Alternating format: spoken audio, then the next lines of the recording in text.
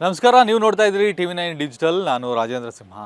ಕೋಲಾರ ಜಿಲ್ಲೆಯಲ್ಲಿ ಬರ ಪರಿಸ್ಥಿತಿ ದಿನದಿಂದ ದಿನಕ್ಕೆ ಬಿಗಡಾಯಿಸ್ತಾ ಇದೆ. ಪರಿಣಾಮವಾಗಿ ಕೋಲಾರ ಜಿಲ್ಲೆಯಲ್ಲಿ ನೀರಿನ ಸಮಸ್ಯೆ ಕೂಡ ತಲೆದೋರ್ತಾ ಇರುವಂಥದ್ದು. ಕೋಲಾರ ಜಿಲ್ಲೆಯಲ್ಲಿ ಸುಮಾರು 130ರಷ್ಟು ಗ್ರಾಮಗಳಲ್ಲಿ ಈಗಾಗಲೇ ನೀರಿನ ಸಮಸ್ಯೆ ಎದುರಾಗಿದೆ. ಜೊತೆಗೆ ನಗರ ಪ್ರದೇಶಗಳಲ್ಲಿ ನೋಡೋದಾದರೆ ಸುಮಾರು 56 ವಾರ್ಡ್ಗಳಲ್ಲಿ ನೀರಿನ ಸಮಸ್ಯೆ ಉದ್ಭವ ಆಗ್ತಾ ಇದೆ. ಯಾಕಿಂತ ಸಮಸ್ಯೆ ಉದ್ಭವ ಆಗ್ತಾ ಇದೆ ನಾವು ನೋಡೋದಾದರೆ, ಕಳೆದ 7-8 ತಿಂಗಳಿಂದ ಕೂಡ ಕೋಲಾರ ಜಿಲ್ಲೆಯಲ್ಲಿ ಮಳೆ ಆಗಿಲ್ಲ. ಅಂದರೆ ನಾವು ಬೇಸಿಗೆಯಿಂದ ಹಿಡಿದು ಮುಂಗಾರು ಜುಲೈ ಅಂತ್ಯದವರೆಗೆ ಕೂಡ ಸರಿಯಾದಂಥ ಮಳೆ ಆಗಿಲ್ಲ, ನಿರೀಕ್ಷಿತ ಪ್ರಮಾಣದಲ್ಲಿ ಮಳೆ ಆಗಿಲ್ಲ. ಸಾಕಷ್ಟು ಮಳೆಯ ಕೊರತೆ ಉಂಟಾಗಿರೋದ್ರಿಂದಾಗಿ ಕೇವಲ ಕೆರೆಗಳಲ್ಲಿದ್ದಂಥ ನೀರಷ್ಟೇ ಅಲ್ಲ, ಅಂತರ್ಜಲದಲ್ಲಿದ್ದಂಥ ನೀರುಗಳು ಕೂಡ ಈಗ ಬತ್ತಿ ಹೋಗ್ತಾ ಇರುವಂಥದ್ದು. ಪರಿಣಾಮವಾಗಿ ಒಂದು ರೀತಿಯ ಆತಂಕ.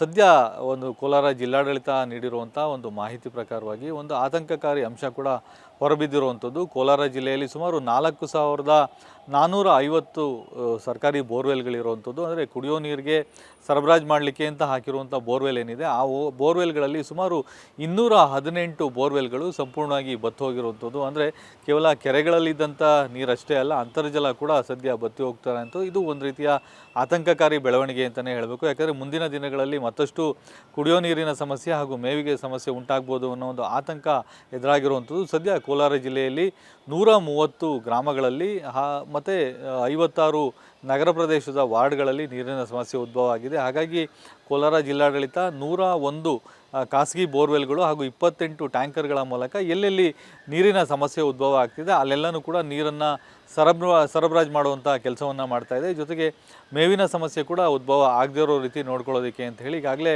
ಅದಕ್ಕೆ ಸಂಬಂಧಪಟ್ಟಂತೆ ಈಗಾಗಲೇ ಟಾಸ್ಕ್ ಫೋರ್ಸ್ ಸಮಿತಿಗಳನ್ನು ಮಾಡಿ ಆ ಮೂಲಕ ಮಾನಿಟ್ರಿಂಗ್ ಮಾಡುವಂಥ ಒಂದು ಕೆಲಸ ನಡೀತಾ ಇದೆ. ಜೊತೆಗೆ ಈಗಾಗಲೇ ಕೋಲಾರ ಜಿಲ್ಲಾ ಉಸ್ತುವಾರಿ ಸಚಿವರಾಗಿರುವಂಥ ರಾಮಲಿಂಗಾರೆಡ್ಡಿ ಅವರು ಈಗಾಗಲೇ ಕೋಲಾರ ಜಿಲ್ಲೆಯಲ್ಲಿ KDP ಸಭೆಯನ್ನು ಕೂಡ ಮಾಡಿದ್ದಾರೆ. ಜೊತೆಗೆ ಶಾಸಕರು ಮತ್ತು ಜಿಲ್ಲಾ ಮಟ್ಟದ ಅಧಿಕಾರಿಗಳು ಯಾರಿದ್ದಾರೆ ಅವ್ರ ಜೊತೆ ಒಂದು ಸಭೆಯನ್ನು ಮಾಡಿ ಯಾವುದೇ ಏನು ಬರ ಪರಿಸ್ಥಿತಿಯನ್ನು ನಿರ್ವಹಣೆ ಮಾಡಲಿಕ್ಕೆ ಯಾವುದೇ ರೀತಿಯ ಸಮಸ್ಯೆ ಆಗಬಾರ್ದು ಅನ್ನೋ ನಿಟ್ಟಿನಲ್ಲಿ ಈಗಾಗಲೇ ಬೇಕಾದಂಥ ಕ್ರಮಗಳನ್ನು ಕೂಡ ವಹಿಸಿರುವಂಥದ್ದು. ಇನ್ನು ಸರ್ಕಾರ ಮಟ್ಟದಲ್ಲೂ ಕೂಡ ಪ್ರತಿ ಶಾಸಕರಿಗೆ 1 ಕೋಟಿ ರೂಪಾಯಿ ಅನುದಾನವನ್ನು ಬಿಡುಗಡೆ ಮಾಡಿರುವಂಥದ್ದು. ಆ 1 ಕೋಟಿ ರೂಪಾಯಿ ಹಣದಲ್ಲಿ ಈಗಾಗಲೇ ಟಾಸ್ಕ್ ಫೋರ್ಸ್ ಸಮಿತಿಯನ್ನು ಮಾಡಿ ಅದು ಶಾಸಕರ ಅಧ್ಯಕ್ಷತೆಯಲ್ಲಿ ಮಾಡಿ ಎಲ್ಲೆಲ್ಲಿ ಕುಡಿಯೋ ನೀರಿನ ಸಮಸ್ಯೆ ಸೇರಿದಂತೆ ಬರ ಪರಿಸ್ಥಿತಿಯನ್ನು ನಿರ್ವಹಣೆ ಮಾಡಲಿಕ್ಕೆ ಬೇಕಾದಂಥ ಅಗತ್ಯ ಕ್ರಮಗಳನ್ನು ಕೈಗೊಳ್ಳಬೇಕು ಅನ್ನೋ ನಿಟ್ಟಿನಲ್ಲಿ ಅದನ್ನು ಕೂಡ ಮಾಡಿರುವಂಥದ್ದು. ಒಟ್ಟಾರೆ ಕೋಲಾರ ಜಿಲ್ಲೆಯಲ್ಲಿ ಹೇಳಬೇಕು ಅಂತ ಹೇಳಿದ್ರೆ ಸದ್ಯ ಏನು ಕಳೆದ 4-5 ತಿಂಗಳಿಂದ ಮಳೆ ಏನಾಗಲಿಲ್ಲ, ಅದರಿಂದಾಗಿ ಈಗ ಹೆಚ್ಚಿನ ನೀರಿನ ಸಮಸ್ಯೆ ಉದ್ಭವ ಆಗ್ತಾ ಇರುವಂಥದ್ದು. ಕೋಲಾರ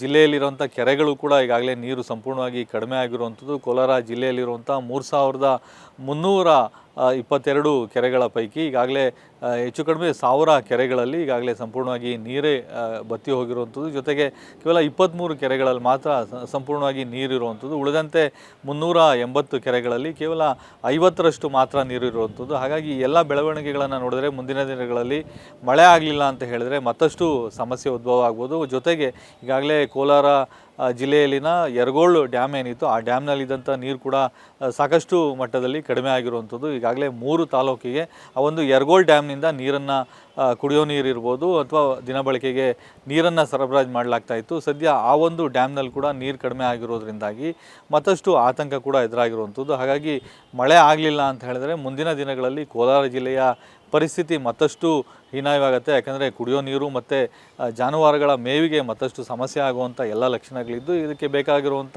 ಮುಂಜಾಗ್ರತಾ ಕ್ರಮಗಳನ್ನು ಜಿಲ್ಲಾಡಳಿತ ಕೈಗೊಂಡಲ್ಲಿ ಮಾತ್ರ ಬರ ಪರಿಸ್ಥಿತಿಯನ್ನು ಸಮರ್ಥವಾಗಿ ನಿರ್ವಹಣೆ ಮಾಡಲಿಕ್ಕೆ ಸಾಧ್ಯ ಆಗುತ್ತೆ.